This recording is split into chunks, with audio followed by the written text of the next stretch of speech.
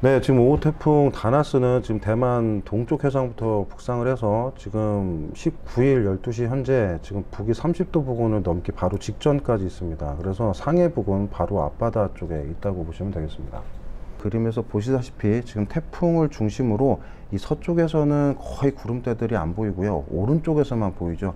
여러분들이 그 알고 계신 그 태풍의 우측 반원에서 굉장히 비구름대들이 잘 발달한다라는 전형적인 모습을 보이고 있습니다. 문제는 요 서쪽 지방으로 있는 요 영역대들이 구름대가 하나도 없는 건 이제 북서쪽으로부터 건조한 영역의 공기를 받기 때문에 태풍이 급격하게 약해질 수 있는 전조 증상이라고 보시면 되겠어요. 앞으로 이 태풍은 그래서 이 점차 북쪽으로 올라오면서 찬 공기의 영향을 받기 때문에 이후 이제 약해질 수 있는 그런 전제 조건이 되는 거고요. 두 번째는 이 태풍을 발달시켜주는 가장 중요한 요인 중에 하나가 뭐냐면 해수 온도입니다. 해수 온도가 뜨거우면 뜨거울수록 이 태풍의 주 재료가 되는 이 해상으로부터 올라오는 수증기가 활발해지기 때문에 사실은 해수 온도가 뜨거우면 뜨거울수록 좋은데 지금 이 북위 30도를 기준으로 이 북쪽에 있는 해수 온도가 영상 26도밖에 되질 않습니다. 결국 태풍으로 줄 수 있는 주 에너지가 굉장히 이제 차단되는 단계로 접어들기 때문에 그러한 형태가 지속이 되면 앞으로 태풍은 우리나라 쪽으로 점차 북상을 하게 되면서 약화될 수 있고요. 근데 이게 무슨 의미를 갖고 있냐면 태풍은 앞으로 그래서 자기가 가고자 하는 방향으로 갈 수가 없습니다. 주변에 있는 바람의 장을 따라가게 되는데 그래서 주변의 바람이 어떻게 부냐라는 게 굉장히 중요한 상황이죠. 그래서 바람이 지금 불고 있는 상황을 조금 잠시 살펴보면 지금 현재 그림에서 보시는 게 우리나라 대기 중충의 바람의 모습입니다. 보시면 지금 이 일본 남쪽 해상을 중심으로 돌고 있는 커다란 원이 있죠. 이게 바로 북태평양 고기압인데 북태평양 고기압은 우리가 알고 있다시피 시계 방향 회전을 하고 있고요. 그 북태평양 고기압의 왼쪽 경계에 태풍이 놓여 있습니다.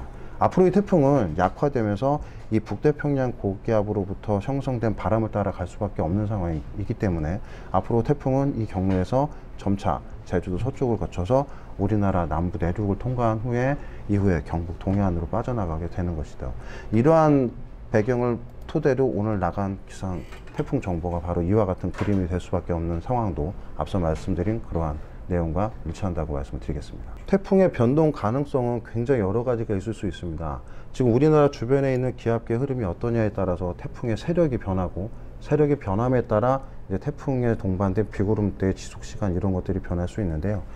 이 태풍이 점차 약화되면서 우리나라 쪽 제주도 서쪽을 지나서 내륙으로 진입되는 내일 아침 또는 이제 새벽이 되게 되면 태풍은 이후 급격하게 약화됩니다. 왜냐하면 지형과 맞부딪히는 마찰력이 증가를 하게 되면서 태풍이 돌 수 있는 회전력을 굉장히 저해하는 요소로 작용을 하게 되죠.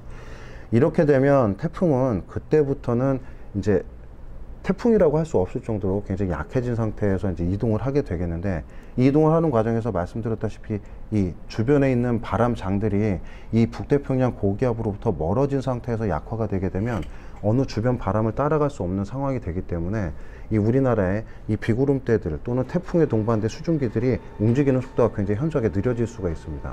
그렇게 되면 비가 오는 시간이 길어질 수밖에 없고요. 그에 따라서 강수 지속 시간이 늘어나니까 당연히 강수량이 늘어날 수밖에 없겠죠. 그래서 앞으로 현재 나가 있는 비의 양보다 어느 이 남부지방 어느 일정 영역을 중심으로는 비의 강수량이 아무래도 좀 더 늘어날 가능성이 있다라고 말씀을 드리겠습니다. 네, 지금 태풍 정보를 제가 보여드리면 우리가 항상 볼 때 이 태풍의 중심 라인을 통해서 이렇게 보는 이 라인 결국 태풍의 중심이 어디를 통과하냐라고 하는 태풍의 중심 경로를 눈여겨보게 되는데요. 사실 우리가 그거보다 더 중요하게 생각해야 하는 부분은 바로 이 파란색 영역입니다.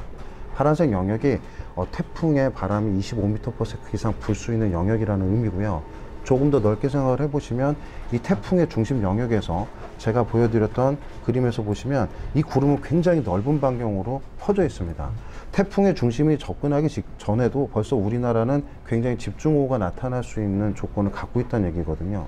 그래서 태풍의 중심 경로는 사실 태풍으로부터 받을 수 있는 그 시기와 위치를 가늠할 수 있는 첫 번째 조건이긴 하지만 그것보다 더 중요한 것은 태풍의 영향 반경이 언제부터 들어가냐가 굉장히 중요한 포커스라고 할 수 있습니다. 태풍의 피해는 크게 강한 바람과 많은 비로 나뉠 수 있습니다. 강한 바람은 여러 가지 시설물이 이제 파손이 되거나 그러한 날아다니는 시설물에 사람이 다쳐서 인명피해로 이어질 수가 있고요. 많은 비로 인한 부분은 물론 무엇보다 침수겠죠. 그래서 이러한 연안 쪽에 위치한 저지대 지역에서는 특히나 이 상습 침수 구역이 존재를 하게 됩니다. 그래서 그런 침수가 예상되는 지역에서는 항상 하수구나 이 배수구에 대한 철저한 사전 대비가 필요를 하고요. 상습 침수 구역이 있다라고 하면 거기에 뭐 주차 등 태풍이 올 때는 가급적 거기에 이제 출입을 좀 자제해 주시는 게 좋습니다.